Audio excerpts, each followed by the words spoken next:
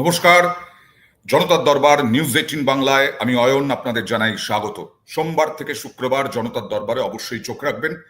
News 18 বাংলার YouTube এবং ফেসবুকে লাইভ, এবং তারপরেও হাজার হাজার দর্শক এই শো দেখেন, তাদেরকে ধন্যবাদ জানাই। বাংলাদেশ নিয়ে অবশ্যই এখন তো আলোচনা করতেই হবে, কারণ বারবার মৌলবাদের ঠাঁই নেই। বাংলাদেশে সংখ্যালঘু নির্যাতন হচ্ছে না, এই রকম ধরনের ইউনুস জমানায় যারা নেতা তারা বলে যাচ্ছেন। এমনকি গণমাধ্যম পর্যন্ত, ওখানকার গণমাধ্যম পর্যন্ত আমাদের নিউজ নাকি মিথ্যে এইসব তারা আলোচনা করছে, তারা সমালোচনা করছে। কিন্তু সংখ্যালঘু নির্যাতন হয়েই চলেছে, এবং ভারত বাংলাদেশ সম্পর্কের কি হবে এই নিয়ে আজকে আমার সঙ্গে উপস্থিত আছেন আন্তর্জাতিক সম্পর্ক বিশেষজ্ঞ অধ্যাপক রাজাগোপাল ধর চক্রবর্তী, এবং আমার সঙ্গে উপস্থিত আছেন সাংবাদিক সুমন ভট্টাচার্য। আমি একবার দেখাবো সংখ্যালঘু নির্যাতন যে কমছেই না তার উদাহরণ। গতকালই এক সংখ্যালঘু বাড়িতে একা অবস্থায় পেয়ে তাকে কট্টরপন্থীরা, দুষ্কৃতীরা কিভাবে খুন করবে দেখুন।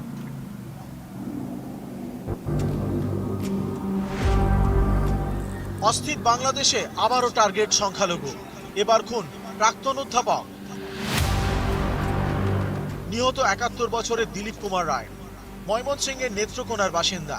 নেত্রকোনা আবু আবাজ কলেজের কৃষি শিক্ষা বিভাগের প্রাক্তন অধ্যাপক।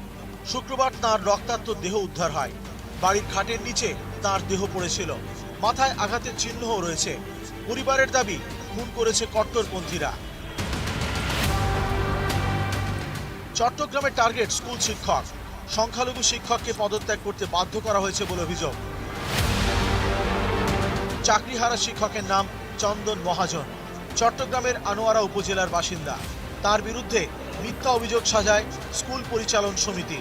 শিক্ষক চন্দন মহাজনের বিরুদ্ধে তার পড়ুয়াদেরই উস্কে দেওয়া হয়। পরিস্থিতির চাপে তিনি পদত্যাগ করতে বাধ্য হন।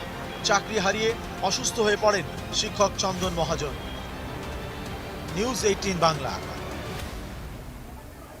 আমি সুমনদার কাছে যাবো যে সংখ্যালঘু নির্যাতন হবে, সংখ্যালঘুদের খুন করা হবে, সংখ্যালঘুদের চাকরি থেকে বহিষ্কার করা হবে, তাদের যে বিসিএস পরীক্ষা সেই বিসিএস পরীক্ষায় নতুন ভাবে গেজেট প্রকাশ হবে, আর সংখ্যালঘুরা বাদ পড়ে যাবে।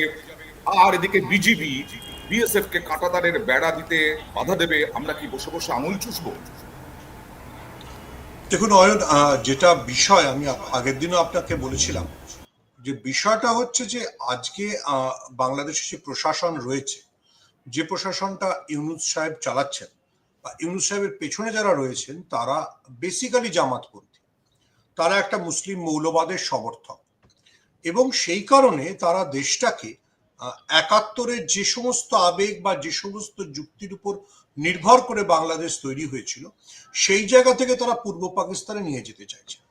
ফলে পূর্ব পাকিস্তানে নিয়ে গেলে পরে অবশ্যই সংখ্যালঘুদের উপর নির্যাতন হবে।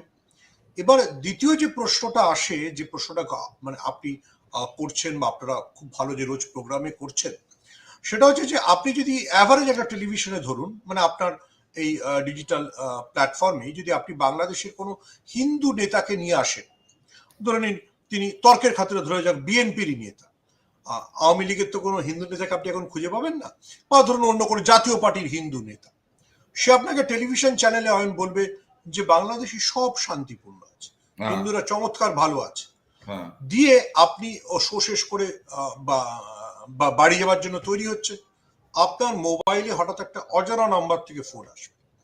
সেই ভদ্রলোক যিনি এতক্ষণ টেলিভিশনে বাংলাদেশ কত ভালো আছে বলছেন, তিনি আপনাকে ফোন করে বলবেন যে ভাই আমি টেলিভিশনে বলতে পারিনি, টেলিভিশনে বললে পরে আমার আর রাত্রিবেলা বাড়িতে বেঁচে থাকা হবে না, আমার বেঁচে থাকা হবে না। আসল সত্যিটা হচ্ছে, আপনি জেনে রাখুন, এই হচ্ছে অবস্থা। এটা হচ্ছে বাংলাদেশের আজকের পরিস্থিতি। আমি নিজের ব্যক্তিগত অভিজ্ঞতা বা ব্যক্তিগত বিষয়ে বলতে চাই না। আমি বাংলাদেশ অনেকবার গেছি, বাংলাদেশে অনেকবার কাজ করেছি, অনেক ধরনের বইয়ের কাজ বা ইত্যাদি কাজ করেছি। যদি আমায় আপনি জিজ্ঞেস করেন যে বাংলাদেশের সংখ্যালঘুদের অবস্থা কি চিরকাল ভালো ছিল, না, এটা না। শেখ হাসিনার সময়ও ভালো খারাপ ছিল। বাংলাদেশের বিখ্যাত অর্থনীতিবিদ আবুল বারাকাতের বিখ্যাত কাজ আছে, কেন বাংলাদেশে আস্তে আস্তে সংখ্যালঘুরা কমছে এবং কমতে কমতে এক সময় সংখ্যালঘু শূন্য হয়ে যাবে। কিন্তু শেখ হাসিনার সময় অন্তত এইটুকু ছিল যে যদি একজন হিন্দু আক্রান্ত হতো, সে গিয়ে থানায় অভিযোগ করতে পারত। এই যে আপনি যে ঘটনাটা দেখাচ্ছিলেন, যে একজন মানে অবসরপ্রাপ্ত অধ্যাপক বা চন্দন মহাজন, তার বিরুদ্ধে যদি কোনো আক্রমণ নেমে আসতো, সে যদি শিক্ষা দপ্তরে অভিযোগ জানাতো, তাহলে শেখ হাসিনা সরকার একটা ব্যবস্থা নিত। ওকে, আমি আমি আমি বহুজনের কাছে শুনেছি যে এখন যদি কেউ থানায় যায়, থানায় গিয়ে তাকে প্রথম যেটা দেখতে হয় যে থানার যে বড়বাবুর চেয়ারটা, সেই চেয়ারটায় বেসিক্যালি স্থানীয় জামাতের নেতা বসে থাকে। তিনি ঠিক করে দেন যে আদৌ কোনো অভিযোগ জমা পড়বে কি পড়বে না। এবং যেটা দ্বিতীয়ত হয় যে যদি আপনি অভিযোগ জানাতে যান, যদি আপনি হিন্দু মানে এই ধরনের অধ্যাপকদের ক্ষেত্রে, তাহলে আপনাকে প্রথমেই একটা ক্ষতিপূরণ দিয়ে দিতে হয়। আচ্ছা, আগে তো 5 লাখ টাকা জমা দাও, তারপর তো ভাবা যায়। মানে একটা নতুন ধরনের ট্যাক্স আদায় বাংলাদেশে শুরু হয়ে গেছে সংখ্যালঘুদের উপর। ওকে, এবার বলি, এই যে পূর্ব পাকিস্তান করে ছাড়বে সুমনদা বলছেন, রাজগোপাল ধর চক্রবর্তীর কাছে যাব। এই মুহূর্তে আমার কাছে এসেছে যে পাঞ্জাব প্রদেশের রাজধানী লাহোরে Lahore chamber of commerce and ইন্ডাস্ট্রির এক সভায় যোগ দেন বাংলাদেশের রাষ্ট্রদূত ইকবাল খান। তিনি কি বলছেন? বাংলাদেশের জনগণ পাকিস্তানের জনগণের সঙ্গে বন্ধুত্বপূর্ণ সম্পর্ক স্থাপনে আগ্রহী, যা গত 1 দশকে সন্তোষজনক ছিল না। দুদেশের মধ্যে বাণিজ্যিক সম্পর্ক আরো শক্তিশালী হবে। এবং শুধু তাই নয়, বলছেন যে এই পাকিস্তানের থেকে অনেক কিছু তারা নির্ভর করছেন, পাকিস্তানের এটাকে কাজে লাগানোর ক্ষমতা রয়েছে, বাণিজ্য সম্ভাবনা। এবং শুধু তাই নয়, এখানে দুদেশের রাসায়নিক দ্রব্য, সিমেন্ট, চিকিৎসা, সার্জিক্যাল উপকরণ, চামড়া শিল্প, তথ্য প্রযুক্তি সহ বিভিন্ন খাতে দ্বিপাক্ষিক বিনিয়োগ বৃদ্ধির ব্যাপারেও সিদ্ধান্ত নেন দুই নেতা। রাজগোপাল দা, পাকিস্তানের কি আছে যে তার উপরে নির্ভর করছে বাংলাদেশ? হ্যাঁ, দেখুন, মানে আমি খালি একটু একটা তথ্য দিই, যেহেতু আপনি পাকিস্তানের সঙ্গে বাণিজ্যিক সম্পর্কের কথা বললেন বাংলাদেশের। দেখুন, মানে এই মুহূর্তে যে লেটেস্ট ডেটা আমাদের কাছে আছে, প্রায় টোটাল এক্সপোর্ট ইম্পোর্ট মিশিয়ে পাকিস্তানের সঙ্গে বাংলাদেশে প্রায় 500 থেকে 600 মিলিয়ন ডলার হয়, টোটাল এক্সপোর্ট ইম্পোর্ট মিশিয়ে। বেশি হয় না কেন? তাদের সে ক্যাপাসিটি নেই। এখন বাংলাদেশ ভারতের সঙ্গে, দেখুন, ভারতে আমাদের 16 বিলিয়ন ডলারের ব্যবসা আছে, এবং আমরা বাংলাদেশ থেকে $2 বিলিয়ন জিনিস কিনি, কেউ কেনে না। চীন কেনে $1 বিলিয়ন, বুঝতে? চীন হয়তো অনেক বেশি সেখানে বিক্রি করে, কেনে অনেক কম। এখন এই জায়গায় দাঁড়িয়ে শুধু তাই নয়, ভারতবর্ষ থেকে জিনিসপত্র খুব সহজেই স্থলপথে, মানে আপনার যে কোনো উপায়ে ট্রেনে যাওয়া যেতে পারতো, এখন সেটা বোধহয় বন্ধ আছে। হ্যাঁ, রোড ট্রান্সপোর্ট খুবই সুন্দর করে আছে, যে চলে যায় খুব অল্প সময়ের মধ্যে। হ্যাঁ, খাচ্ছে 100 বার। আমি খুব একটা উত্তেজিত হতে চাইছি না, কেননা সাধারণ মানুষ ফরেন পলিসি ব্যাপারটাকে একটু ভালো করে বুঝুক, এটা আমি চাই। উত্তেজিত হয়ে গেলে, আবেগ এসে গেলে বেশি কথা বলতে পারি না, কেননা কষ্ট লাগে বলতে। যাই হোক, তো আমাদের দেশ থেকে খুব সহজে সেই জিনিসগুলো চলে যায়, বুঝেছেন? আবার তো বর্ডার ফেন্সিং নেই বলে বুঝতেই পারছেন যে এদেশের যে সমস্ত জিনিসগুলো বাংলাদেশের দাম বেশি চলে যায়, আবার বাংলাদেশের জিনিসগুলো যেখানে এদেশের দাম বেশি সেগুলো ঢোকে। তো জানেন, স্মাগলিংয়ের কনসেপ্ট সবাই বোঝে। তো এইটা দিয়ে খুব চলে যাচ্ছিল। কিন্তু যদি আপনি পাকিস্তান থেকে যদি আনতে চান, আপনি তো মানে কোনো সহজ রাস্তা তো নেই, জাহাজপথে আসতে হবে, 16 দিন লাগে, 16 দিন। আপনি যদি এখন বাংলাদেশের নতুন বন্ধু চীন, আর সেখান থেকে আনতে গেলে 14 দিন লাগে, বুঝতেই পারছেন। সুতরাং যতই করুক না কেন, ভারতবর্ষ থেকে যে সহজে আনা যেত, ভারতবর্ষ জেনে শুনে আমাদের অরক্ষিত এলাকায় স্মাগলিং হচ্ছে, বাংলাদেশ বেঁচে আছে, বাবা বেঁচে থাকো, কেউ আটকায়নি। এখন তোমরা যুদ্ধ করতে চাইছো, লড়াই করতে চাইছো, ভারত বিদ্বেষ করতে চাইছো, হ্যাঁ, আতঙ্কবাদ ছড়িয়ে দিতে চাইছো পাকিস্তানের মানে কাশ্মীর প্রক্রিয়ার মতন।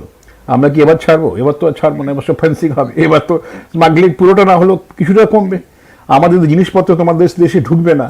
কিন্তু আমরা দেখুন, মানে অয়ন, এটা আমি খুব সহজভাবে বলতে চাই, আমাদের পররাষ্ট্র সচিব যখন বাংলাদেশে গিয়েছিলেন, পরিষ্কার বুঝিয়ে দিয়েছেন আমরা সে দেশের মানুষের কোনো ক্ষতি করতে চাই না।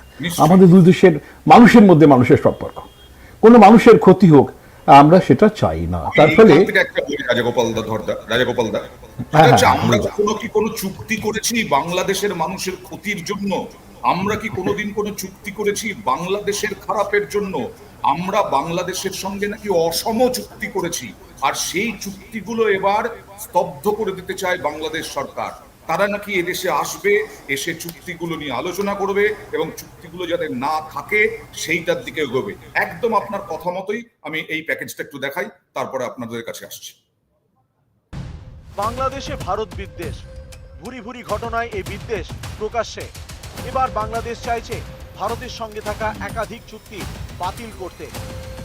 যত ধরনের চুক্তি আছে, সামরিক বেসামরিক, সেই চুক্তিগুলি জনগণের প্রকাশ করা, জনগণের কাছে প্রকাশ করা, এবং সেই চুক্তির মধ্যে যে সমস্ত চুক্তি জনস্বার্থ বিরোধী, জনগণের জন্য হুমকি স্বরূপ, বাংলাদেশের জন্য ক্ষতিকর, সেগুলো বাতিল।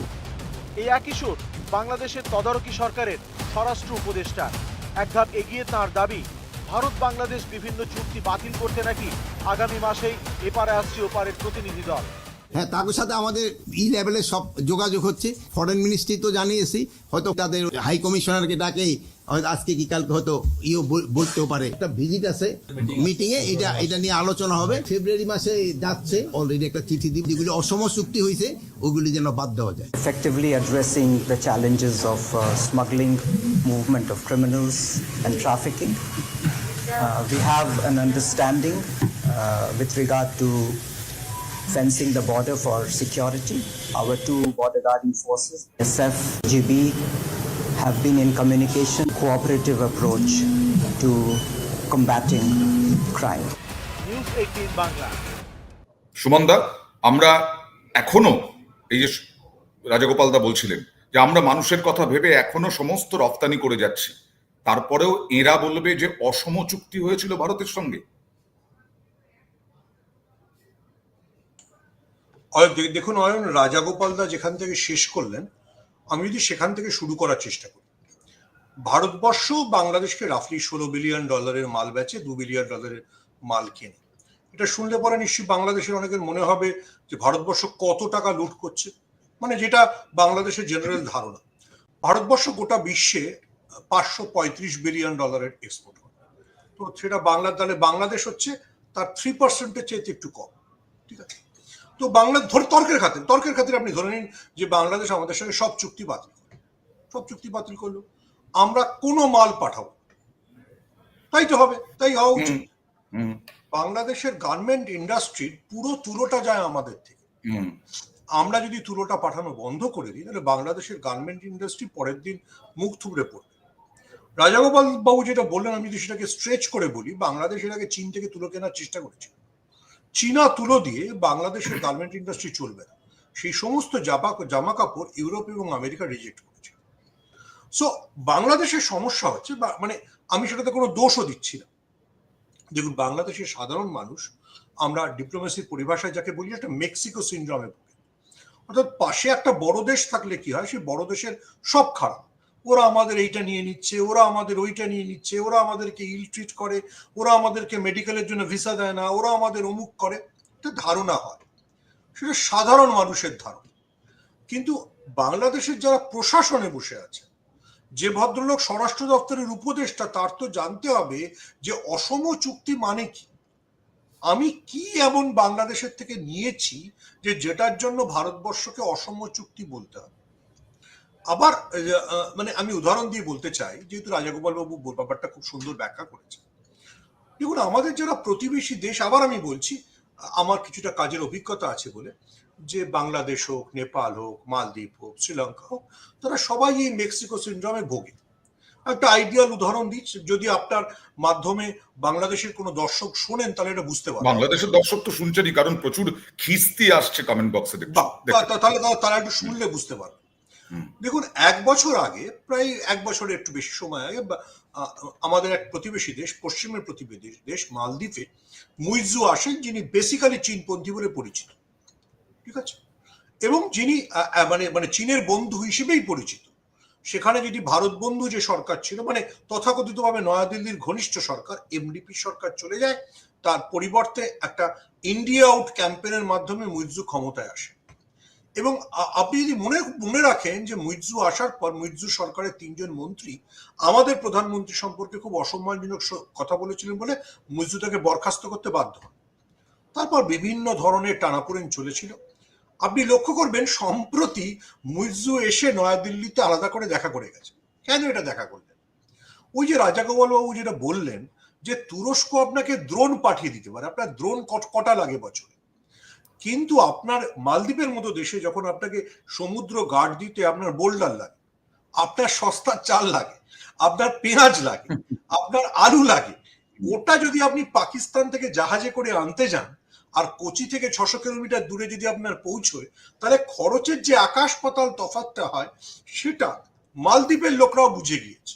ওকে, মানে মানে যেটা রাজাবলু বললেন, আপনাকে বুঝতে হবে যে দেখবেন প্রতিবার ঈদের আগে একটা বাংলাদেশের টানাপোড়েন ওঠে যে ভারত পেঁয়াজ পাঠাচ্ছে না। এবার আমাদের নিজেদের কনজামশনকে অনেক সময় বন্ধ রেখে আমাদেরকে বাংলাদেশে পেঁয়াজ পাঠাতে হয়। তার কারণ কি, যে তোমার যা কনজামশন দরকার সেটা ভারতবর্ষ ছাড়া, যেটা খুব ভালো করে রাজাবাবু ব্যাখ্যা করলেন, যে ট্রেন পথে কিংবা স্থলপথে আমরা যত তাড়াতাড়ি মাল পৌঁছে দিতে পারবো তত তাড়াতাড়ি অন্য কোনো দেশ দিতে পারবে না। ওকে, এবার আমি রাজগোপালদার কাছে যাবো। আর 10 সেকেন্ড বলে নিই, এই যে যেই অসম চুক্তি বাতিলের কথা আসছে, যেই অসম চুক্তি আমি মালদ্বীপের ক্ষেত্রে খুব ক্লোজলি দেখেছি বলে জানি, যেই আপনি বাতিল করবেন, আমি তো বলবো আমার ভাই কনজামশনের পরে পেঁয়াজ পাঠাবো, আমি ভাই আমার কনজামশনের পরে আলু পাঠাবো, কি করবে বাংলাদেশ? একেবারে রাজগোপালদা, অসম চুক্তি, এই অসম চুক্তি বাতিল করতে আসবে ভারতে, ভারতের কি করা উচিত? হ্যাঁ দেখুন, চুক্তি একবার হয়ে গেলে তখন তারপরে দুটো দেশ যদি মানে রাজি হয়, দুটো দেশে রাজি হলে রিভিউ করা যেতে পারে। না হলে গায়ে জড়ি করে বলবো না, ও চুক্তি মানবো না, তারপরে ভারত ইচ্ছে করলে ইন্টারন্যাশনাল কোর্ট অফ জাস্টিসে যেতে পারে। যাই হোক, সেটা তো তার কোনো রায় আমরা জানি যে বাইন্ডিং নয়, সুতরাং যেখানে ছিল সেখানে গায়ের জুড়ির ব্যাপারটা আমরা কি হতে পারে জানি, কিন্তু গায়ের জুড়ি করলে ক্ষতি তো হবে ওদেরই, তাই না? আপনি বলুন যে আমাদের 74 সালে এমওইউ হয়েছিল, আমরা বর্ডারের যে 0 পয়েন্ট থেকে 150 গজের মধ্যে ফেন্সিং করতে পারবো, এবং তারপরে 2010-এ মনমোহন সিংয়ের সঙ্গে শেখ হাসিনার যে কথাবার্তা হয়, তারপরে যে এমওইউ সাইন হয়, সেখানে বলা হয়েছিল কয়েকটা জায়গায় 5টা না 6টা পয়েন্টে ওই 0 পয়েন্টেই আমরা চেকিং করতে, আমরা ফেন্সিং বসাতে পারবো, খুব অল্প জায়গা। এখন সেগুলোকে ওরা তুলছে, আমাদের রাষ্ট্রদূতকে ডেকে পাঠিয়ে বলছে ওইখানে এগুলো বন্ধ করতে হবে। হ্যাঁ, বর্ডার সিকিউরিটিকে